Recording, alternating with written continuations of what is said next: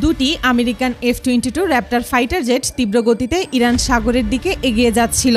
ঘড়িতে তখন সকাল 8:13। তাদেরকে এক বিশেষ মিশনে পাঠানো হয়েছে।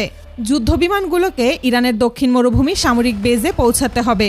একজন ছিলেন ক্যাপ্টেন ডেভিড এবং অন্যজন রয়্যাল স্নো নামে অভিজ্ঞ পাইলট। তাদের হাতে সময় ছিল খুবই কম। মাত্র 17 মিনিটের ভেতর একটি বিশেষ মিশন সম্পন্ন করে আবার আন্তর্জাতিক আকাশসীমায় ফিরে যেতে হবে। কারণ তারা জানতো সকাল 8:30টার পর থেকেই ইরানের উত্তর অঞ্চলের সামরিক ঘাঁটিগুলো পুরোপুরি সচল হয়ে যায়। তাই তারা এই সময় বেছে নিয়েছিল যখন বেশিরভাগ সামরিক ইউনিট সকালের প্রস্তুতিমূলক কাজ নিয়ে ব্যস্ত থাকে। তাদের পরিকল্পনা ছিল খুব দ্রুত হরমুজ প্রণালীর দিক দিয়ে নিচু উচ্চতায় উড়ে গিয়ে দক্ষিণ এলাকার কাছাকাছি পৌঁছানো। দুই পাইলট তখন সমুদ্রের খুব কাছাকাছি উচ্চতায় উঠছিল। তাদের গতি ছিল অত্যন্ত বেশি। ঘন্টায় 2000 কিলোমিটারেরও বেশি গতিতে ছুটে চলা এই জেটগুলোকে সাধারণ যুদ্ধবিমান দিয়ে ধাওয়া করা প্রায় অসম্ভব। পাইলটরা জানতো ইরানের কাছে আধুনিক কোনো যুদ্ধবিমান নেই, তাই তাদেরকে যুদ্ধবিমান দিয়ে ধাওয়া করা প্রায় অসম্ভব। তাই তারা প্রায় নিঃশব্দে একদম নিচু উচ্চতায় পাহাড়ের ফাঁক ফোকর দিয়ে এগিয়ে যাচ্ছিল সেদিকে। এদিকে ইরানের একটি বড় রাডার কন্ট্রোল রুমে তখন ডিউটিতে ছিলেন একজন জুনিয়র অফিসার। সকালবেলার সময় হওয়ায় পুরো কন্ট্রোল রুম তখনও পুরোপুরি অ্যাক্টিভ অবস্থায় ছিল না। জুনিয়র অফিসার মূলত সাধারণ পর্যবেক্ষণের কাজ করছিলেন। তিনি স্ক্রিনে নজর রাখছিলেন কোনো অস্বাভাবিক সিগন্যাল দেখা যায় কিনা। হঠাৎ করেই তিনি রাডার স্ক্রিনে দুটি ঝাপসা সিগন্যাল দেখতে পান। সিগন্যালগুলো কয়েক সেকেন্ড দেখা যাচ্ছিল, তারপর আবার অদৃশ্য হয়ে যাচ্ছিল। প্রথমে তিনি বুঝতে পারেননি এটি আসলে কি। নতুন অফিসার হওয়ায় তিনি বিষয়টি নিয়ে কিছুটা দ্বিধায় পড়ে যান। পরে দ্রুত তিনি একজন সিনিয়র অফিসারকে ডাকেন। সিনিয়র অফিসার এসে প্রথমে স্ক্রিনের দিকে তাকিয়ে কিছু দেখতে পাননি। তিনি হয়তো ভেবেছিলেন জুনিয়র অফিসার ভুল দেখেছে, কিন্তু কয়েক মুহূর্ত পর আবারও সেই ঝাপসা সিগন্যাল দেখা দেয়। এবার তিনি বুঝতে পারেন বিষয়টি স্বাভাবিক নয়, কারণ হরমুজ অঞ্চলে সাধারণত কোনো যুদ্ধবিমান চলাচল করে না।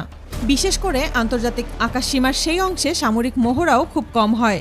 সাথে সাথেই উন্নত রাডার এবং ডিফেন্স সিস্টেম চালু করার নির্দেশ দেওয়া হয়।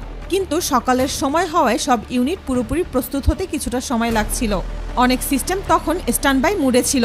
সেগুলো সক্রিয় করতে প্রায় 10 থেকে 15 মিনিট সময় লাগবে। এদিকে আকাশে থাকা পাইলটরা হঠাৎ করেই তাদের বিমানের সতর্ক সংকেত লক্ষ্য করেন। বিমানের ভেতরে থাকা সিস্টেম দেখাচ্ছিল কেউ তাদেরকে রাডার লক করেছে, অর্থাৎ কোনো এয়ার ডিফেন্স সিস্টেম বা ক্ষেপণাস্ত্র তাদের অবস্থান ট্র্যাক করার চেষ্টা করছে। বিষয়টি দেখে তারা অবাক হয়ে যায়, কারণ তারা ধারণা করেছিল এত নিচু উচ্চতায় এবং এত দ্রুত গতিতে উড়লে সহজে ধরা পড়ার কথা না। কিছুক্ষণ পরেই তারা আকাশে দ্রুতগতিতে ধেয়ে আসা একটি মিসাইল দেখতে পায়। ইরান সাধারণত S-300 সিরিজের এয়ার ডিফেন্স সিস্টেম ব্যবহার করে থাকে। এগুলো থেকে ছোড়া মিসাইল 2000 কিলোমিটার প্রতি ঘন্টা বেগে উড়ে টার্গেটকে ট্র্যাক করে ধাওয়া করতে থাকে। তখন দুই পাইলট দ্রুত বিমানের ফ্লেয়ার সিস্টেম চালু করে। এই ধরনের ফ্লেয়ার ব্যবহার করা হয় শুধুমাত্র মিসাইলকে ধোঁকা দেওয়ার জন্য, কিন্তু এয়ার ডিফেন্স সিস্টেম থেকে আরও 6টি মিসাইল ছোড়া হয়। তখন দুটি জেট দ্রুত আন্তর্জাতিক আকাশসীমার দিকে ফিরে যাওয়ার চেষ্টা করে। রাডার কন্ট্রোল রুমে থাকা অফিসাররা স্ক্রিনে দেখতে পাচ্ছিল ঝাপসা দুটি সিগন্যাল দ্রুত দূরে সরে যাচ্ছে, কিন্তু হঠাৎ করেই একটি সিগন্যাল অদৃশ্য হয়ে যায়। তখন সিনিয়র রাডার অফিসার বুঝতে পারেন একটা মিসাইল ঠিকই তার লক্ষ্যে পৌঁছাতে পেরেছে। এই ঘটনা বিভিন্ন আন্তর্জাতিক গণমাধ্যম এবং সোশ্যাল মিডিয়ায় ছড়িয়ে পড়ে। পরে আমেরিকার পক্ষ থেকে জানানো হয় এটি ছিল একটি রুটিন সামরিক মহড়া এবং ভুলবশত বিমানগুলো ওই অঞ্চলের কাছাকাছি চলে গিয়েছিল। অন্যদিকে ইরানের পক্ষ থেকে কঠোর বার্তা দেওয়া হয় তাদের আকাশসীমায় কোনো ধরনের অনুপ্রবেশ সহ্য করা হবে না। এই ঘটনার পর ইরান তাদের আকাশ, নৌ এবং বিমান ঘাঁটিতে নিরাপত্তা আরও জোরদার করেছে। তারা তাদের সমস্ত ইউনিটকে পুরোপুরি অ্যাক্টিভ থাকার নির্দেশ দিয়েছে, কারণ মধ্যপ্রাচ্যের এই পরিস্থিতির মধ্যে ইরান কোনোভাবেই তাদের আকাশ সীমানায় বিন্দু পরিমাণ ছাড় দিচ্ছে না।